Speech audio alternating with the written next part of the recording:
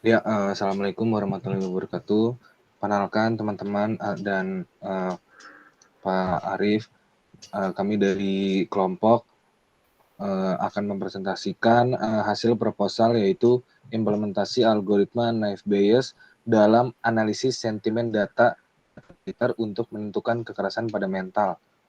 Perkenalkan, nama saya Hadiza C. Firdaus, NPM 42, dan teman saya Anugrah Prima Bagaskara, NPM 6.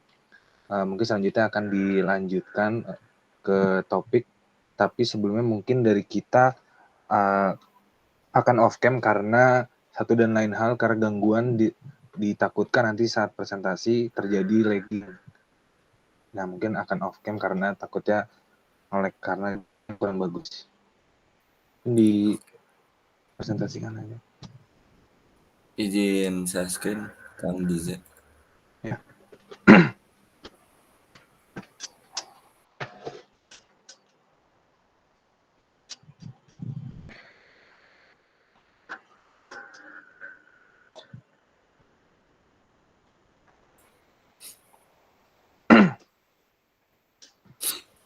Sudah terlihat belum?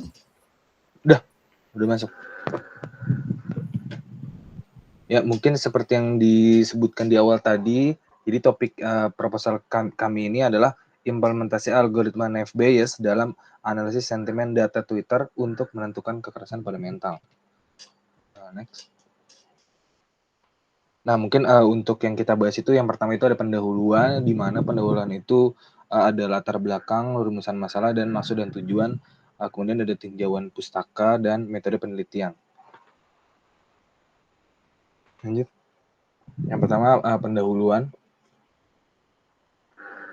Ya, sini ada kita riset juga dari data Kementerian Kesehatan bahwa ada sekitar 31,1% dan 31,8% penderita skizofrenia yang pernah dipasung dalam 3 bulan terakhir berdasarkan tempat tinggal, perkotaan, dan pedesaan. Ya, lanjut. Nah, di sini lanjut ada sosial media dan mental health. Jadi pada 2021 sudah menjadi fenomena di mana teknologi semakin maju, akibatnya marak sosial media bermunculan dan diperkenalkan pada masyarakat. Menurut Kemenkes RI, salah satu penyebab skizofrenia adalah masa perkembangan ketika remaja. Di Indonesia sendiri, angka kejadian depresi pada umur lebih dari 15 tahun berdasarkan hasil dari Risketsa 2018 tahun 2018.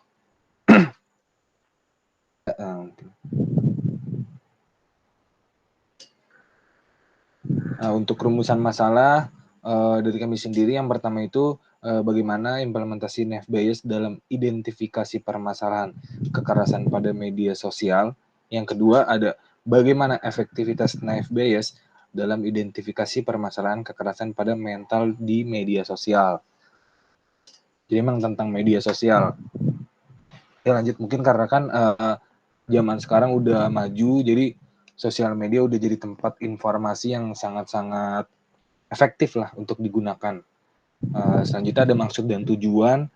Yang pertama itu dapat mengimplementasi Naive Bayes untuk mengidentifikasi permasalahan kekerasan pada mental di media sosial. Nah, yang kedua itu ada mengetahui efektivitas Naive Bayes dalam mengidentifikasi permasalahan kekerasan pada mental di media sosial. Ya, lanjut. Tinjauan pustaka. Nah, kita menurut riset ini kita riset survei on sentiment analysis algorithm for opening meaning, yaitu model klasifikasi Naive Bayes menghitung probabilitas posterior suatu kelas berdasarkan distribusi dari kata-kata dalam dokumen. Lanjut, mungkin selanjutnya akan dilanjutkan oleh teman saya, Bagas. Oke, baik. Terima kasih Kang Diza. Iya, mungkin menambahkan dikit ya tadi yang dijelaskan oleh Kang Diza tentang sosial media dan mental health. Benar sekali bahwa sekarang udah gampang ya informasi dan juga tidak menutup kemungkinan dari banyaknya informasi tersebut ada penyalahgunaan sosial media ke arah kekerasan pada mental. Nah, dari jurnal yang kita riset juga seperti yang tadi Kang Diza bilang, kita ada beberapa jurnal kembali seperti yang pertama ada implementasi algoritma Naive Bayes pada klasifikasi tweet untuk mengetahui tingkat kemalasan pada siswa. Itu di sana ada beberapa proses seperti data crawling, preprocessing, chi-square, dan Naive Bayes classifier. Di mana nanti di prosesnya kita ada penjelasannya di mana data crawling itu kita proses pengambilan data dari Twitternya, terus preprocessing di mana pembersihan data ya, kita kan hanya mengambil tweet-nya saja, tidak dengan simbol-simbol. Biasanya kan di dalam tweet itu ada emoji dan segala macam, itu kita hapus sehingga dalam prosesnya nanti tidak membaca emoji. Dan chi-square dan juga Naive Bayes classifier yang akan dijelaskan di next slide. Mungkin yang kedua ada analisis sentimen dengan metode Naive Bayes classifier dengan seleksi fitur chi-square. Di sana chi-square dijelaskan bahwa chi-square adalah pengujian independensi pada term dengan kategorinya tujuannya untuk menghilangkan fitur pengganggu dalam klasifikasi. Mungkin nanti dijelaskan. Dan ada yang terakhir yaitu is Naive Bayes a good classifier for document classification. Itu menyebutkan bahwa Naive Bayes adalah pengklasifikasi terbaik untuk teks dan untuk sentimen gitu. Oke, seperti yang tadi dijelaskan ada chi-square, di mana chi-square adalah apa ya? Pemilihan penghilang fitur pengganggu ya di dalam datanya. Jadi seperti yang ada di gambar, di mana di situ ada alpha, itu adalah data yang dikategorikan sebagai data yang mengganggu independensi dari datanya. Jadi tidak termasuk kekerasan mental ataupun datanya tidak valid dan segala macam faktor-faktor lain dari keutuhan data yang nanti bakal diproses itu akan dihapus. Kurang lebih kayak gitu dari fitur chi-square. Selanjutnya ke metode penelitian, di mana metode penelitian kita akan dilaksanakan di bulan Desember 2021 dengan tempat kondisional karena online juga bisa gitu ya. Dan rencana penelitian kita hanya memakan waktu 2 minggu untuk crawling dan preprocessing seminggu, dan jika berjalan dengan lancar, itu di minggu keduanya kita bisa langsung pembuatan model di Naive Bayes processing. Nah, ini ya, seperti yang tadi dijelaskan, mungkin ada metode pelaksanaan, ada data crawling itu menggunakan library TuiPy buat nanti pengambilan datanya. Selanjutnya nanti kita juga akan labeling untuk menentukan apakah datanya termasuk kekerasan pada mental atau tidak dari tweetnya. Bisa dilakukan secara manual ataupun otomatis. Lalu ada preprocessing seperti yang tadi dijelaskan untuk membersihkan data ya, untuk membuat data sempurna untuk dibaca oleh Naive Bayes classifier-nya nanti, di mana ada lowercase, tokenizing, cleansing, dan stemming. Oke, selanjutnya Naive Bayes itu sendiri, di mana yang pertama akan defining the model atau pembuatan modelnya sesuai dengan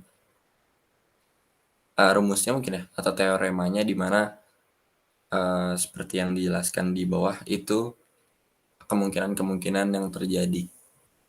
Terus setelah dibuat modelnya, itu di-compile, di mana kita compile menggunakan categorical features.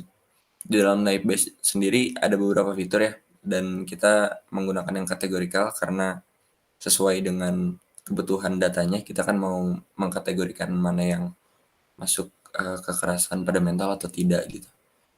Terus fitting the model, kita memasukkan data yang udah di pre-processing tadi yang sudah utuh ke dalam model yang sudah dibuat sesuai metode sebelumnya atau step sebelumnya, dan kita akhirnya nanti evaluating the model atau melihat hasil dari kualitas model yang sudah dibuat. Dan yang terakhir ada anggaran biaya, di mana dalam penelitian ini tidak menggunakan anggaran biaya untuk sampai sekarang karena data Twitternya dapat diakses secara gratis ya, melalui library yang tersedia di internet menggunakan bahasa Python. Mungkin untuk proposal yang bisa kami susun cukup sekian dari Kang Diza, ada tambahan dulu mungkin? Untuk dari saya sih paling udah seperti yang tadi dijelaskan, kurang lebih tidak ada tambahan. Mungkin segini saja dari presentasi kami, kurang lebihnya mohon maaf.